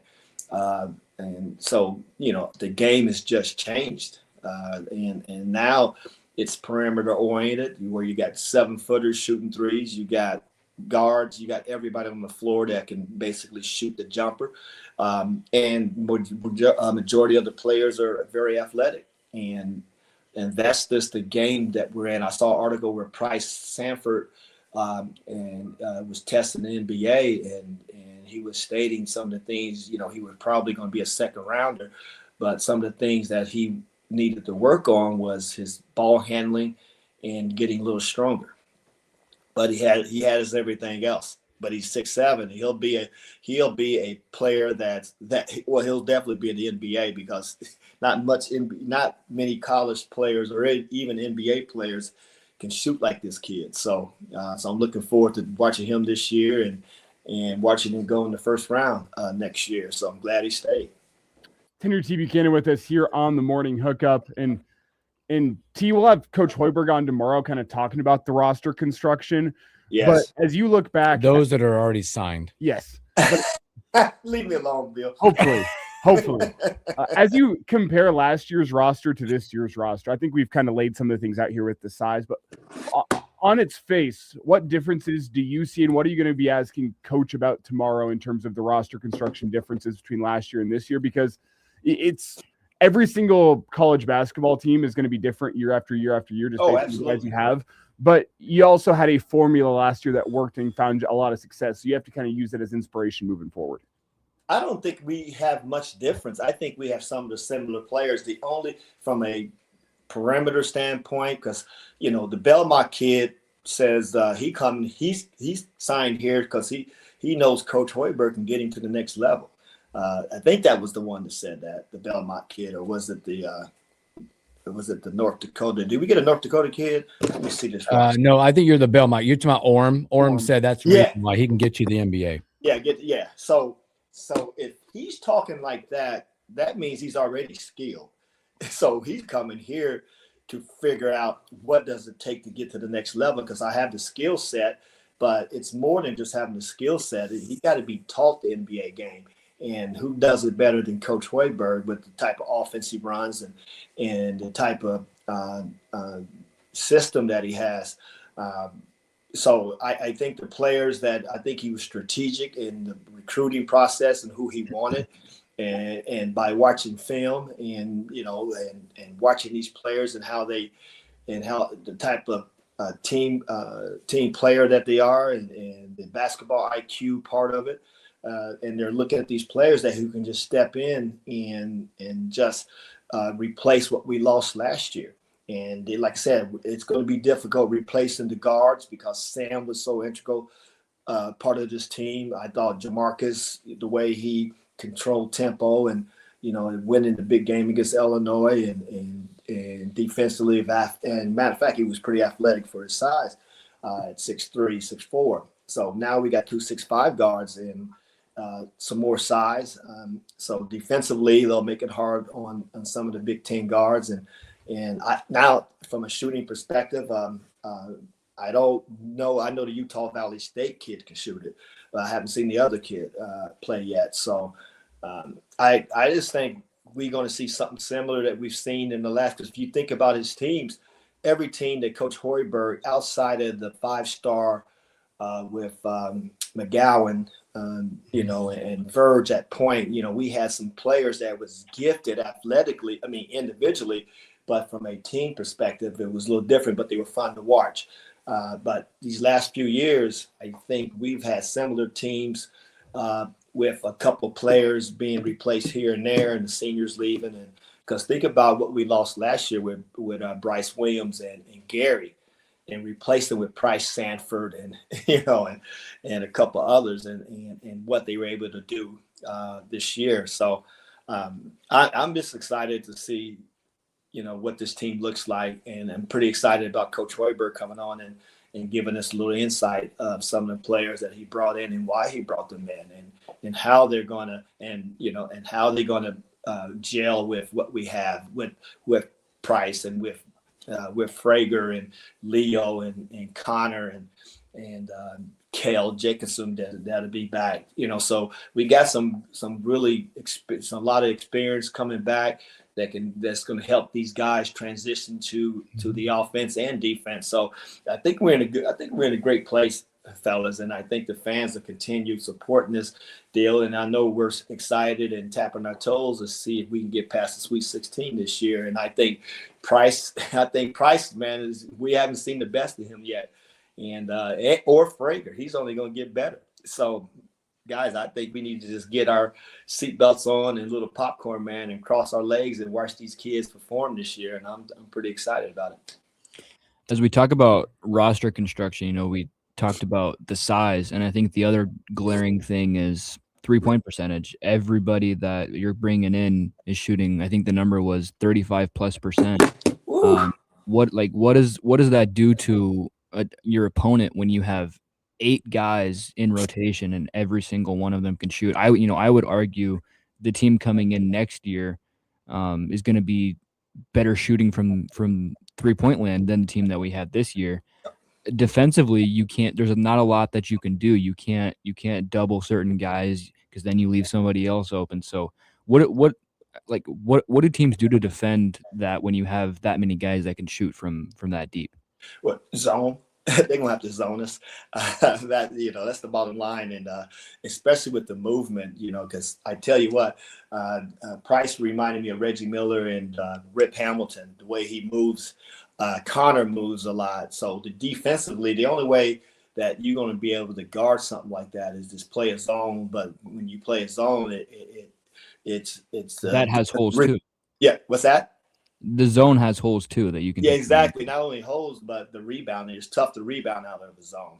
So offensive rebounds will be premium for us as well. So we'll be a tough team to guard. And then the offense that we run, because it's tough to play us man to man because our movement.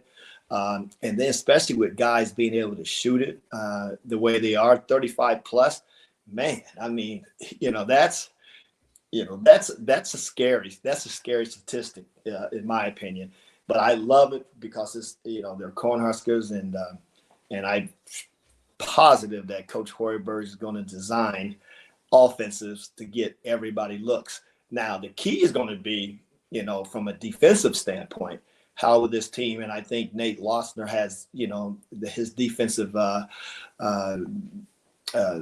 theory, not that theory, but his game planning and his ability to get these kids, because I told you before, Connor told me that the defense that they run, when the team is running it right, man, it's a beautiful thing to be a part of and to see.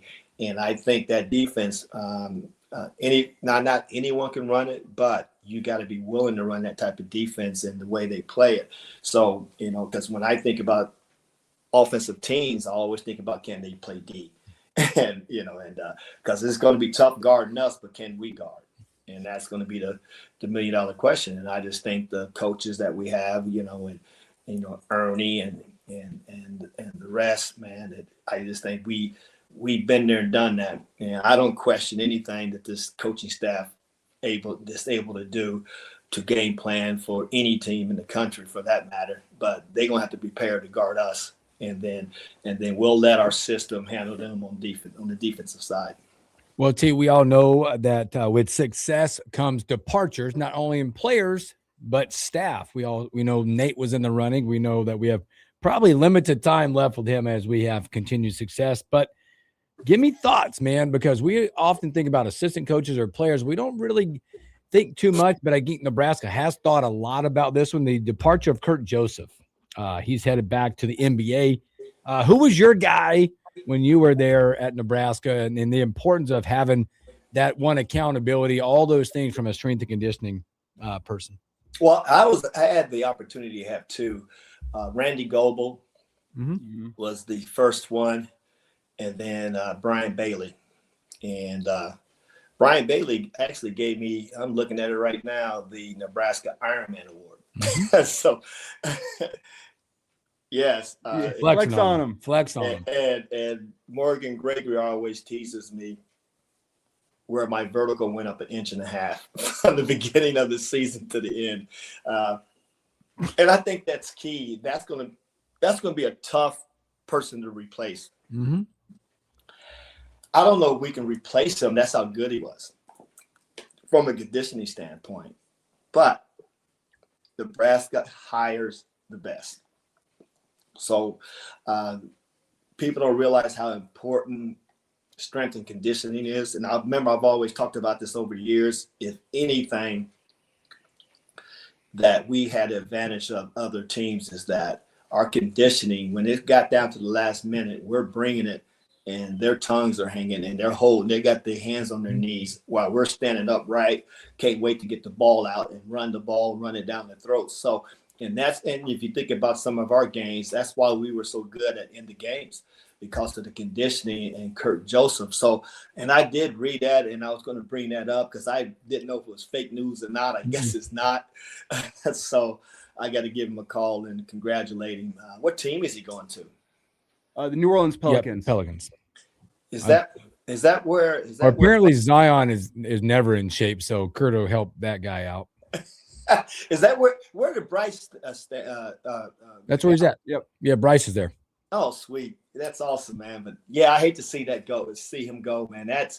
Y'all have no idea how important that guy was to this team and those players and the conditioning since he's been there. So I was going to ask y'all about that, and that's a scary. I mean, losing coaches is one thing, because like you said earlier, Bill, that Nate was in the running. Ernie's been a head coach; he's integral part. But we just got our newest coach from last year for this year. At least I'm tipping my tongue. I didn't hung out with him, but the young coach that we have, Ziegler. No, Pat Monahan. Oh, Pat? Yeah. I got you. Yeah, sorry about that, Pat. I hope you're not listening. But and I even hang out with Pat, but he just arrived. So you never know, because coaches are very well known around the coaching ranks.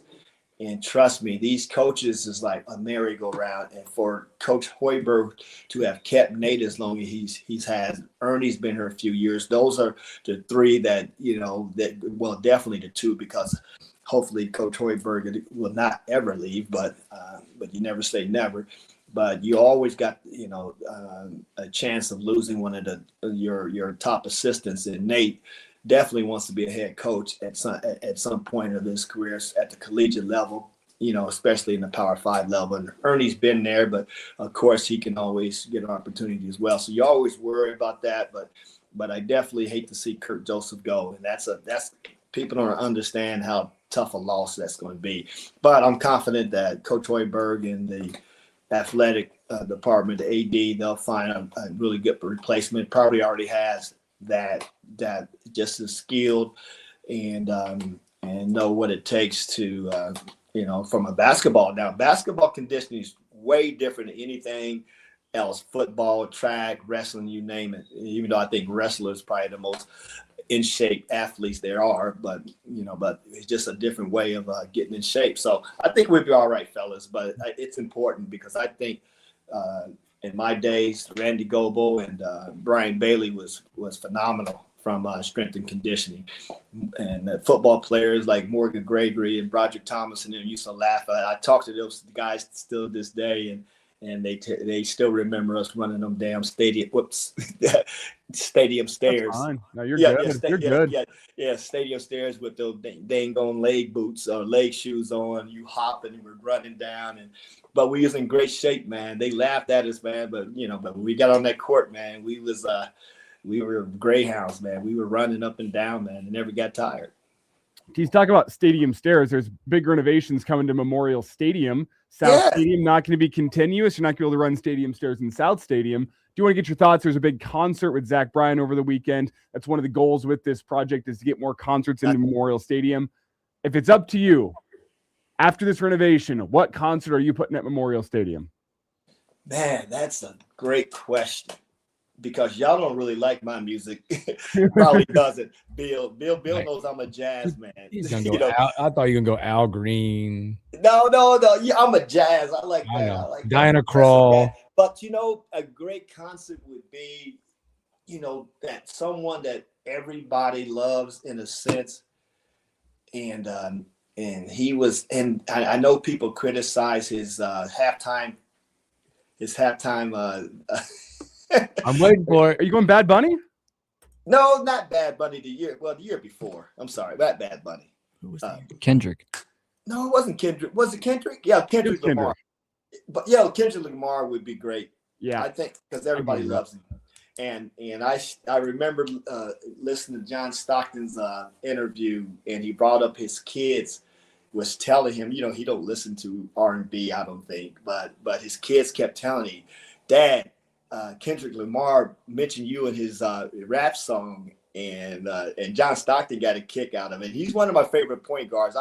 Because EJ, my backcourt mate, played with behind him for the Utah Jazz, and we used to talk about him and how much he learned from that guy. John Stockton is still one of the best point guards of all time, but I would go with Kendrick Lamar just because he, everybody loves his music, and I think his lyrics are more about the times and not the criticism and the bad stuff that we hear all the time. Because I think we need to hear more positive singing than that doom and gloom and every bad thing that's happening in this society, because we see it, but you don't have to tell me about it. I see it, I'm a part of it. But let's talk about how we get out of this situation, and let's sing more about the positivity and seeing a bright future instead of the doom and gloom. So I think he would be perfect for it. And anybody that's going to sing positive lyrics, I think would be great in that stadium. But I want to see the volleyball team break another record. So we're talking about it's going to be more seats, I'm assuming, right? Fewer. What? Yeah, they're going to take it to 80,000, but it's a lot of chair backs. It's convenience. There's a lot of upgrades. They're widening the seats. Oh, we do need that. Yep. That's one of the reasons why sitting in those, those seats are brutal. I think when I go to games, I may last a quarter. Yeah, and see, I'm man, in there like sardines. Listen, they're thinking about our future. Old guys not being able to walk, and we need all the room we can get. Yeah, comfy seat. So it's going to be 80. But I thought the Big Ten required you got to ask X amount of seating, I thought. No, you're good. No, that's not true because Northwestern, no. Yeah, we'll be at 80,000, but it'll be beautiful. So it's going to be more suites. No, but they're different levels. Like there'll be like 3 levels out there. It's all unique. Chairbacks, like there'll be tiers up. There'll be new jumbotron on the south end zone side. We need to bring Morgan Gregory on so he can get his opinion about this football, and we need to talk some football too. Because how about that Emmett getting drafted by my favorite team? Well, Who else is a Chiefs fan? Anybody else a Chiefs fan on this show? Nope. You got a Patriots fan at YZ, and you got a Broncos fan. You're talking to the wrong group. And who are you? Who I don't have an NFL team. I didn't grow up in the NFL world. I'm a college guy. All right, just root for the Chiefs then. No. Well, we got Emmett. I'll root for Emmett. Okay, we got Emmett, and I can do that. We got I can't root for the rest comes of back 100%, one of the best quarterbacks of all time. But I'm excited about what Coach Rule's going to do this year too. I think this is a year with that Texas Tech. Who's our leading? Who's going to be number 1 quarterback? Well, all signs point to Calandria, transfer out of UNLV. Okay. Right? Okay. We got some good running backs to help him out in the offensive line. Sure. Offensive line was a big thing in the portal. Three new starters on the offensive line from the portal, all of them with starting experience in Power 5. I think the bigger thing is that you probably have a legit offensive line coach. Do we have one, right? Yeah, Georgia Tech, Jeep Wade. Okay. He'll be a good one. I'm excited about that too. Well, because football, fellas, let's be honest. If football got to start rolling, am I right? Yeah. Regardless of what any sport at the Nebraska is doing, we need Nebraska back in the headlines and out there being relevant in the college football world, and we need to be in the same conversation with Ohio State and Michigan and in the Big Ten, and then that's going to be nationwide. So I'm kind of looking forward to that as well. So but Bill's going to be a while. But Coach Hoiberg, man, get your questions ready, man. I'm going to let y'all do all the questions because I'm going to be there to watch some practice. That's how many questions you got for Coach? I already wrote them down. Yeah, man, he's excited. He's good, man. We got some. You know what? We're gonna have some fun with him as well. You know, we like to make it comfortable and fun, and like Oh yeah. We'll dive into basketball, but we're gonna have some fun with him. Well, no, he's gonna jab me. He always finds a way to jab. Well, I'm gonna open it up with a jab for you, so I'm gonna help you out. Oh, you're gonna jab me first, and then. Well, I'm just gonna break the ice.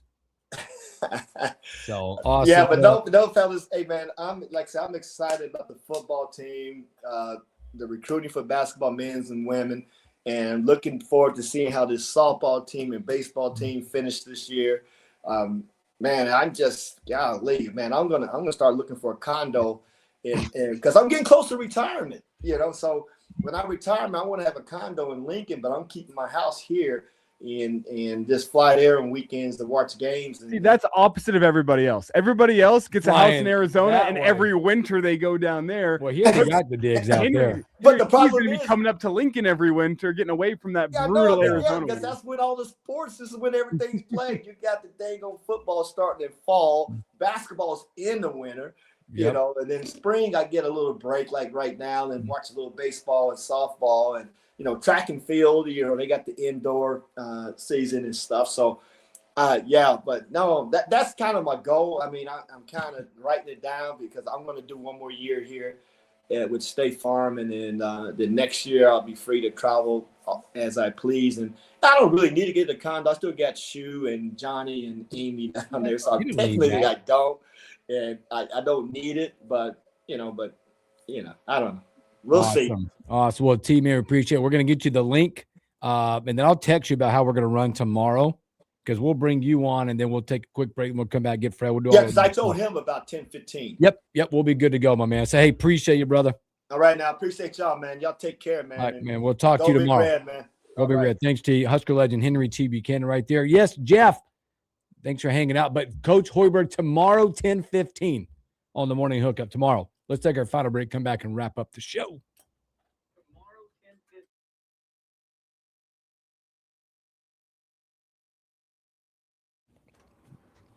Good stuff.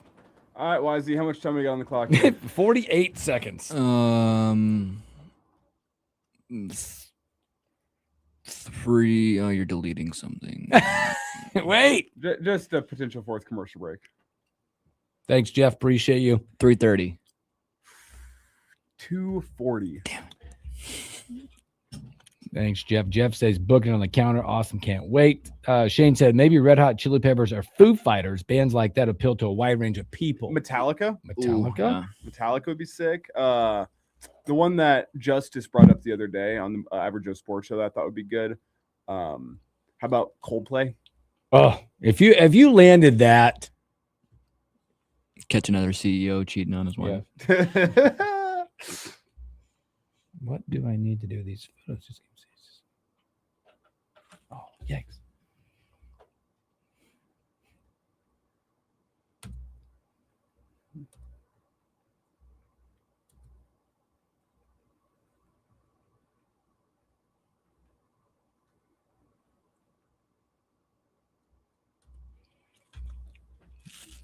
$240.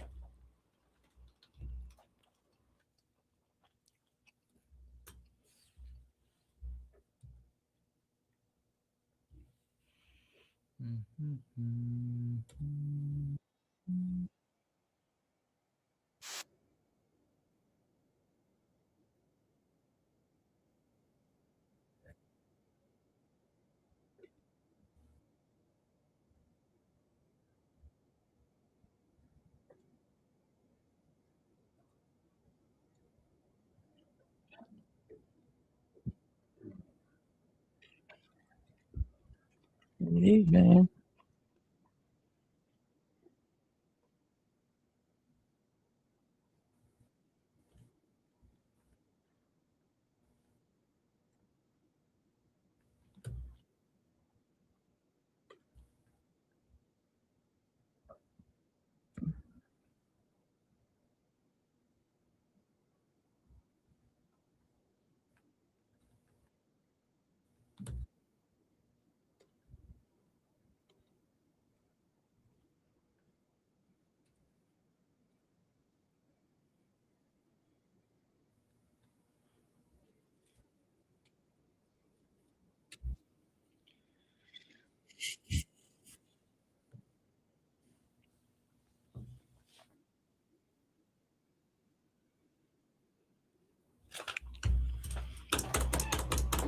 Oh boy.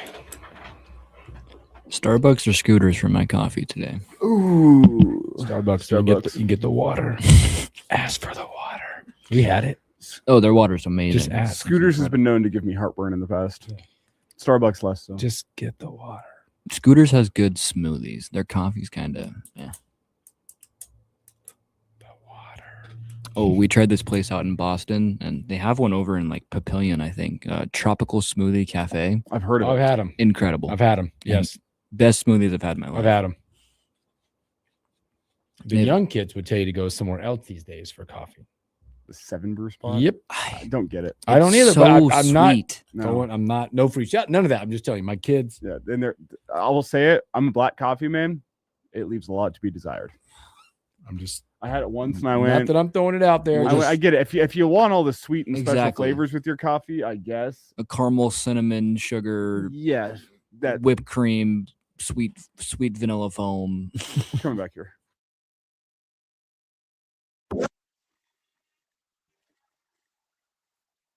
Welcome back to the Morning Hook. A special thanks here to the Husker legend, the Mac, Henry T. Buchanan, who will join us tomorrow again, as well as National Coach of the Year, Husker head man Fred Hoiberg at 10:15.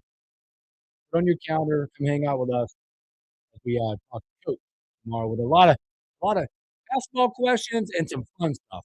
You gotta ask him what country he's from. I'm just making She's just gonna have a whole segment. no. I'm just Who's going to go down the list here, Coach?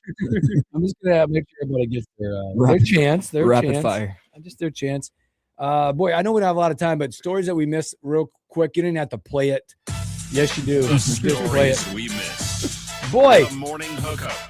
just to piggyback a story yesterday with a quarterback who's been gambling. Did you see the newest report? Oh, the On 3 out there saying they reviewed the betting data back to 2022 that placed more than 10,000 wagers at one point, average 20 bets a day across multiple states, multiple apps. Oh my gosh. Yeah, man. Get the guy some help. He ain't never playing college No, football. get the again. guy some help though, man, as we talked about yesterday. Get the guy some help, and hey, Sorsby, now that you've gone off to rehab, maybe you can get picked in the supplemental draft. Cardinals still need a quarterback. Yes. Didn't they get Carson Beck?